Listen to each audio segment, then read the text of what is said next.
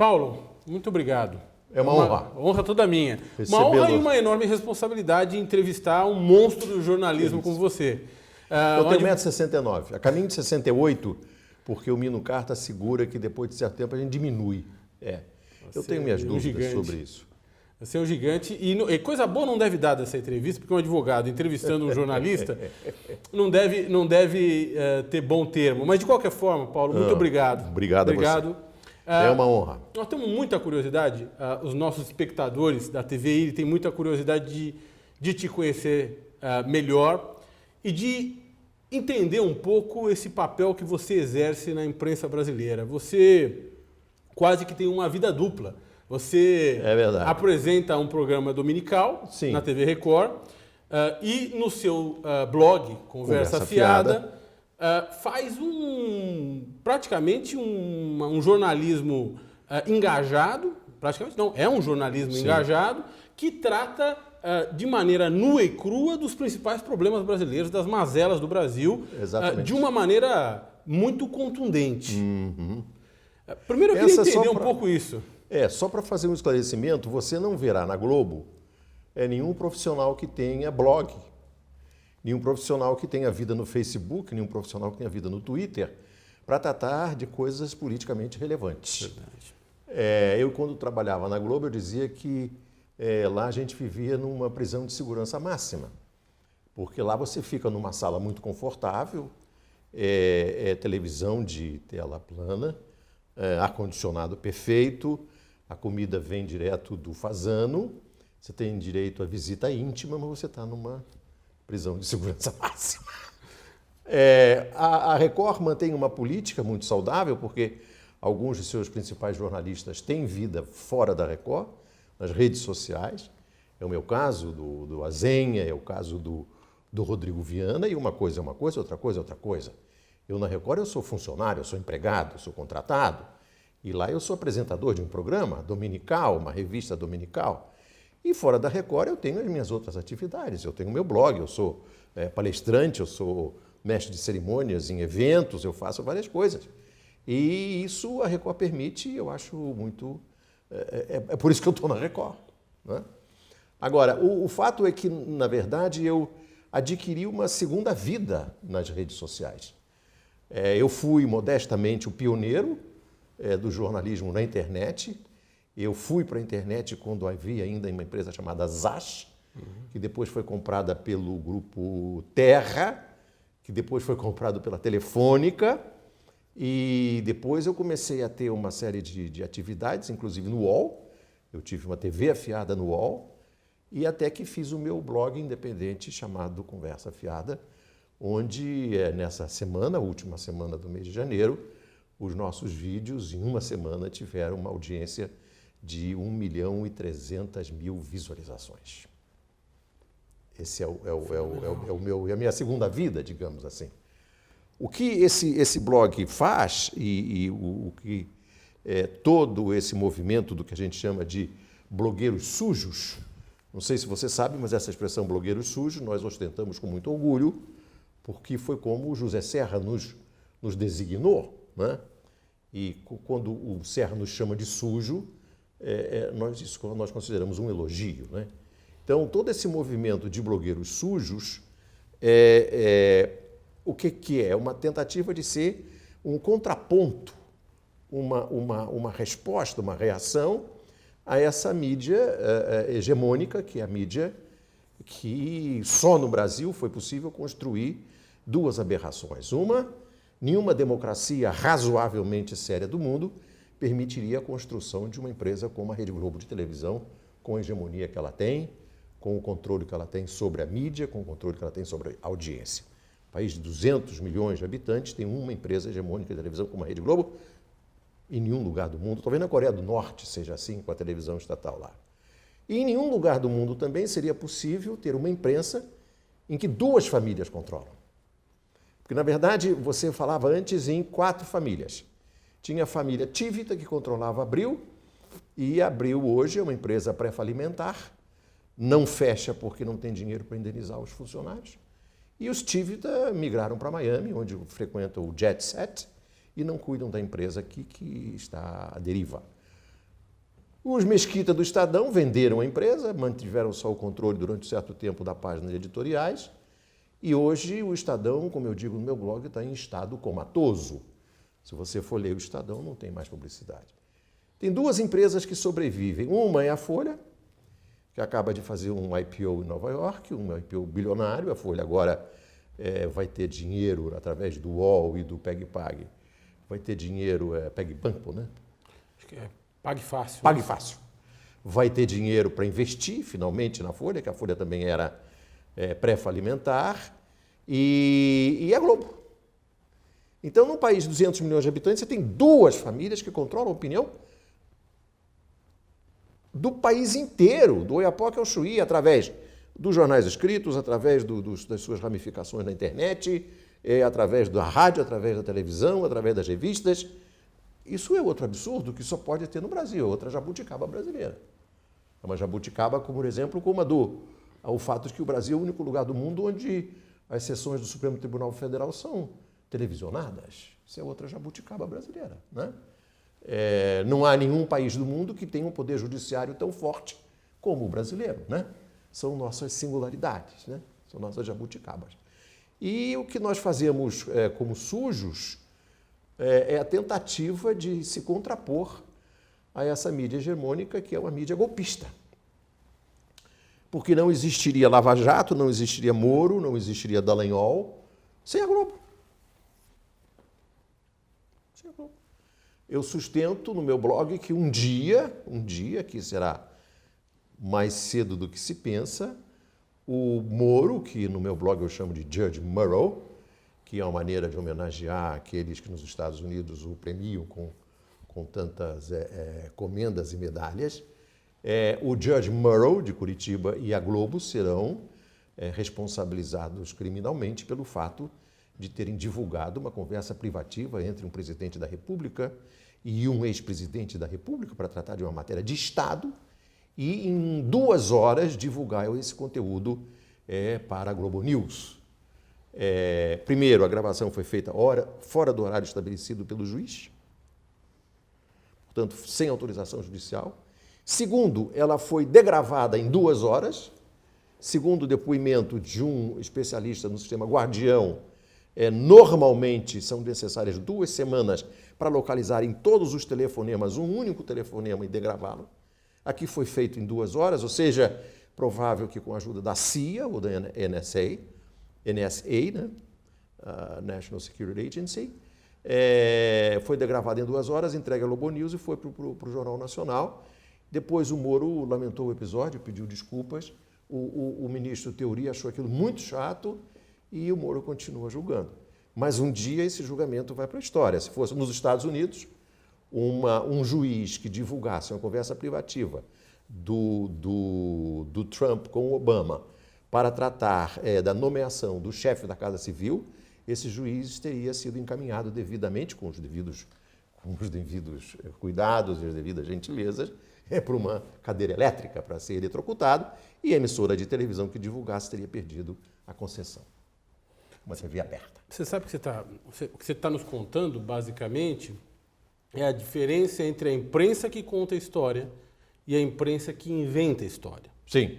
Não é? A imprensa do fake news. Como é que a gente, enquanto povo, regula essas duas imprensas para que a imprensa que inventa a história deixe de existir e reste uma imprensa que conta uma história razoavelmente fidedigna? Pelo sistema de erro e acerto. É que nem gôndola de supermercado. Você compra ali aquele leite para as crianças e tem um que vem estragado e outro que vem bom. De tanto comprar o estragado, você passa a comprar só o que é bom. Porque não há outra maneira de fazer isso. Não adianta a imprensa americana ou a justiça americana querer punir o fake news. O ministro Fuchs, tão diligente, tão preocupado com essas coisas da ilegalidade. Foi ele, por exemplo, que enterrou a Operação Satyagraha, que foi toda ela corrompida pela ilegalidade, não é verdade? Ele enterrou a Satyagraha, ele que deu, por exemplo, auxílio moradia, que é essa conquista da magistratura brasileira. No Rio de Janeiro, por exemplo, o juiz Bretas é casado com uma juíza, ele tem 2 auxílios moradia e aluga para o Bradesco um imóvel por R$20 mil por mês. Isso, portanto, é outra jabuticaba brasileira. Mas o ministro Fux não vai conseguir coibir a fake news, porque a fake news na internet, nas redes sociais, ela é produzida, inclusive, por robôs. O que vai acontecer é que as pessoas terão que, de tanto apanhar com as fake news, escolher aquelas que não são fake e ir para as verdadeiras notícias. A tentativa de querer censurar ou controlar o noticiário nas redes sociais é uma ameaça à liberdade de expressão também. Né? O que deve ser feito nas redes sociais, e essa é uma questão aí sim relevante, é o controle sobre a hegemonia econômica que as redes sociais americanas já têm no Brasil. No último trimestre do ano de 2017, a Rede Globo tinha menos anúncios do que o Facebook e o Google. O Google e o Facebook hoje já são o maior destinatário de publicidade no Brasil. Mais do que a Globo, mais do que o Silvio Santos, mais do que a Record, mais do que o Conversa Fiada, mais do que o seu blog. O Google e o Facebook. E no meu blog Conversa Fiada, eu tenho como entre os meus anunciantes, tenho aqueles que são programados pelo Google, e eu recebo aqui na agência do Bradesco, aqui na esquina, cotado em dólar. É uma mixaria, porque eles pagam muito mal, eles têm o controle do mercado, né?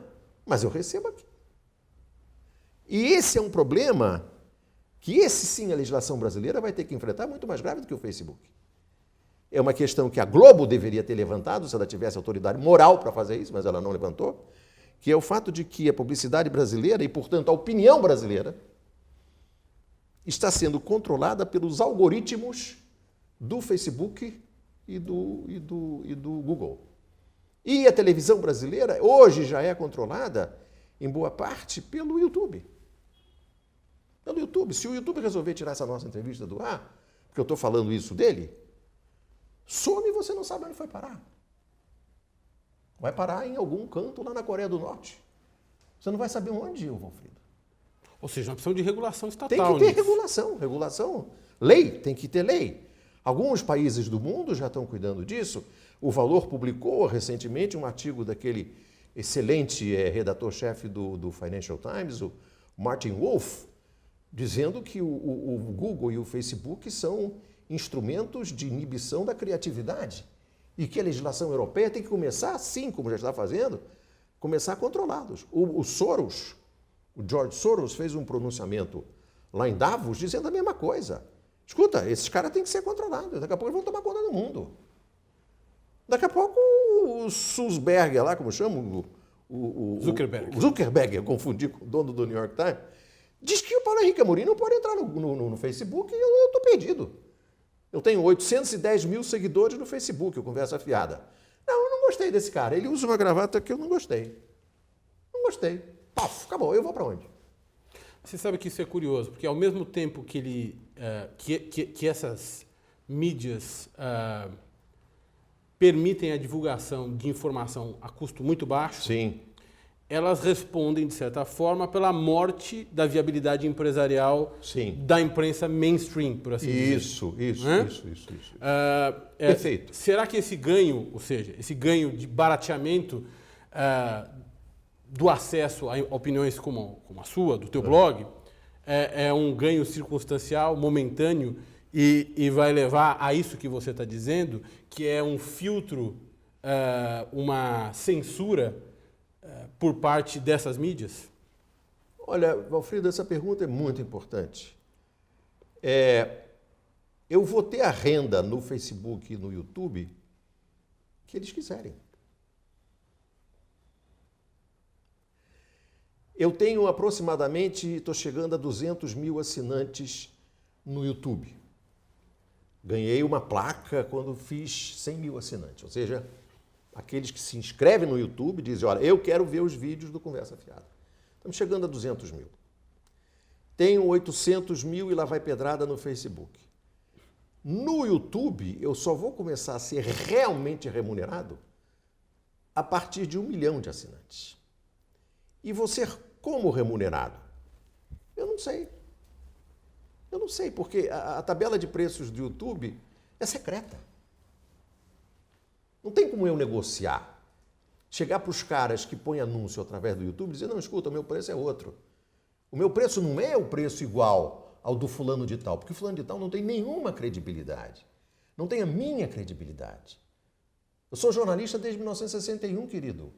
Sempre vivi toda a minha renda está no imposto de renda. Desde 1961 sou jornalista profissional, levo dinheiro para casa como jornalista. Não vai me comparar com esse cara aí. Então o anúncio comigo é mais caro. Eu não posso dizer isso para o YouTube. Eu não posso dizer isso para o Facebook. Eles vão me pagar o que eles quiserem. Você sabe o que é curioso? O que você está dizendo no fim do dia é que a melhor maneira de regular a atividade da imprensa é exponencializar a quantidade de empresários de imprensa. Ou seja, Sim.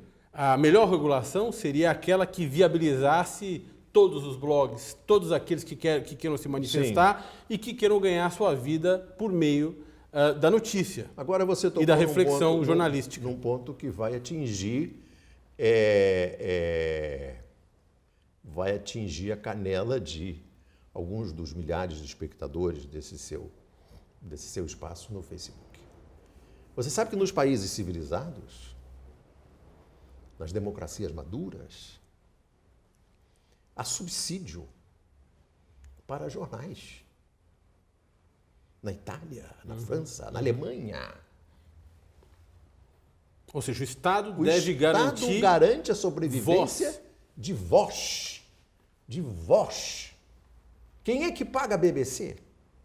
Quem é que paga a ZDF alemã? É o contribuinte, que quer uma televisão imparcial. E na Itália, o jornal do Partido Comunista é subsidiado pelo contribuinte italiano. Porque assim como tem o Corriere della Sera, La Repubblica, que são jornais conservadores, tem que ter o l'Unità.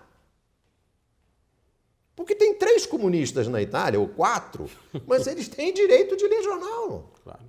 Que tem direito a blog, que tem direito a espaço. Isso numa sociedade civilizada. Agora que nós vivemos aquilo que eu chamo, no meu blog, de República Federativa da Cloaca. E a palavra cloaca, você é muito jovem, não sabe, mas era uma expressão que o Lacerda usava para definir o que era o Palácio do Catete no tempo do Dr. Getúlio. Cloaca. Nós estamos aqui vivendo uma situação que é a República Federativa da Cloaca. Não, o Michel Temer é presidente da República. O Moreira Franco é ministro do Palácio. O Eliseu, que a CM chamava de Eliseu Quadrilha, é chefe da Casa Civil. Eles não conseguem nomear uma ministra do Trabalho. Ou seja, o cenário que você descreve é um cenário de censura gradativa e determinada Agora você tocou num por ponto. regras de mercado, essencialmente. Você tocou num ponto essencial. Não sei se você e os nossos companheiros do seu canal sabem, mas eu entrei na Organização dos Estados Americanos com uma denúncia contra o Estado brasileiro. Puxa. Eu entrei contra uma denúncia contra o Estado brasileiro porque existe no Brasil uma deformação sistêmica, estrutural, de censura à liberdade de expressão. O Brasil se organizou de tal forma que não há liberdade de expressão. Está no sistema jurisdicional brasileiro, com a deformação gerada pela interpretação dos artigos da Constituição que defendem a liberdade de expressão, e inclusive pelas próprias ressalvas que a Constituição faz. Quando a Constituição faz ressalvas e a justiça brasileira sistemicamente aceita essas ressalvas, ela sistemicamente, invariavelmente, estruturalmente, beneficia o poderoso contra o menos poderoso. Beneficia a autoridade contra o jornalista. E por causa das ações repetidas e abusivas de 2 cidadãos brasileiros, que eu tomo a liberdade de, diante de pessoas de reputação indiscutível e senhoras de família identificar, o Daniel Dantas e o ministro Gilmar Mendes. Em outras circunstâncias eu preferia não pronunciar o nome deles. por causa dos processos que eles movem contra mim, eu provei que eles me perseguem, me censuram e me inibem por causa dessa sistêmica deformação da justiça brasileira. Então eu quero que o Estado brasileiro mude o sistema e me indenize por tudo aquilo que eu, há 15 anos, gasto com advogados, e advogados, você sabe que são caros. Você sabe quais são as duas definições fundamentais de capitalismo, né? O capitalismo é aquele sistema em que 5 minutos depois de cair o primeiro pingo d'água tem alguém na rua vendendo guarda-chuva. O capitalismo é aquele sistema em que você trabalha para pagar advogado. Eu quero que o Estado brasileiro me devolva o que eu gastei para me defender desses dois perseguidores. Eu fui à OEA. Eu estou com o processo correndo na OEA. Acho muito interessante isso e... É um precedente. Não há dúvida, não há dúvida. O cenário é um cenário não otimista, pessimista. A despeito... como diz a professora Maria da Conceição Tavares, de derrota em derrota chegaremos à vitória. Né? Mas, a despeito de tudo isso, tem gente como você falando coisas que são importantes. Sim. E vamos falar cada vez mais, porque a situação política brasileira estimula esse tipo de discussão. O sistema brasileiro é um sistema pretensamente democrático. Outro dia eu entrevistei o ex-presidente do PT, o Rui Falcão, que citou uma frase muito engraçada do Fernando Gabeira, que dizia assim, aqui no Brasil a gente fuma maconha, mas não tem o princípio ativo da maconha, você fica só com o cigarro na boca. A democracia brasileira é feito isso, você fuma, mas não dá barato, entendeu? Porque não tem nada dentro. A democracia aqui não tem justiça. Democracia formal. Democracia formal. Tem eleição? Não sei se vai ter eleição em 2018. Porque se ficar claro que o Lula será capaz de eleger o presidente da República, não vai ter eleição, Valfrido. Não vai ter eleição. Afinal, eles deram golpe para quê? Para botar no lugar do Temer o cara que o Lula escolheu ou selecionou ou indicou? Então, talvez não tenha eleição. O Supremo nós vamos pular esse capítulo, já que estamos falando na casa de um advogado. A justiça TRF da 4ª Região se mostrou ser uma justiça de partido, né? Uma justiça de opinião, como diz o Flávio Dino, numa entrevista muito boa que ele deu no Barão de Tararé. Os 3 desembargadores lá do TRF4, que eu chamo de desembagrinhos, né? São desembagrinhos, disseram ao proclamar os 3-0, nós somos a Casa Grande. Né? Então, tem essa justiça, tem o Ministério Público, que procura o que quer achar. O Ministério Público procura o que ele quer achar. Né? Tem a Polícia Federal, que é uma polícia de partido. Né? A Polícia Federal, por exemplo, agora se debate com a possibilidade daquela delegada federal que deu nome à Operação Lava Jato, que tomou aquelas providências autoritárias, para não dizer pós-nazistas, que levaram ao suicídio do reitor da Universidade de Santa Catarina. Essa delegada está sendo promovida agora a delegada-geral do Estado de Sergipe. Não preciso dizer mais nada da delegacia da Polícia Federal. E temos uma imprensa de 2 famílias. Ou seja, é uma aristocracia. Enquanto isso, nós temos a pior distribuição de renda do mundo. A distribuição de renda no Brasil está entre os índices, o coeficiente de Gini do Zâmbia e do Lesoto. O Brasil tem febre amarela, segundo a Organização Mundial de Saúde, tem 4 países no mundo com febre amarela. Uganda, Congo, Angola e Brasil. O 1% brasileiro detém em relação à renda o mesmo que detém os países do Oriente Médio, os países do petróleo. Então, como é que sai desse... Você acha que diante desse massacre que se faz contra o campo progressista, para dizer Sim. com todas À as esquerda. letras, à esquerda, nós estamos repudiando no Brasil uma esquerda mais branda e à disposição do diálogo, para o diálogo, e trocando essa esquerda por uma esquerda mais radical, mais dura e mais desobediente, por assim dizer. É possível, é possível. Ou seja, nós estamos eventualmente caminhando por uma dissociação tenebrosa entre grupos dentro de um mesmo país? Perfeitamente. Essa é uma possibilidade. Havia uma ruptura. Você, para dizer numa palavra, você está trocando Lula pela desobediência civil que pregam o Lindbergh e o José Dirceu. O Lula não é isso, o Lula é o homem do diálogo, né? O Lula é um cara que passou a vida inteira negociando com os alemães da Volkswagen, os suecos da Volvo, os alemães da Daimler-Benz, né? Essa foi a carreira do Lula, ou então com os brasileiros da Villares. O Lula não é um incendiário, não é um carbonário, nunca foi. Não é da natureza dele, né? E é possível que exista uma corrente subterrânea nas chamadas forças progressistas do país que queira uma solução mais radical. Agora, isso não está na cultura brasileira, não é da tradição brasileira, né? O povo não vai para a rua.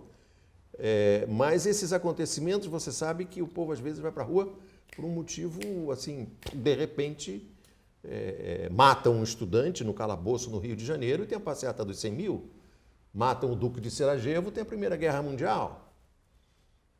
De repente, sai uma faísca e você não sabe onde vai parar.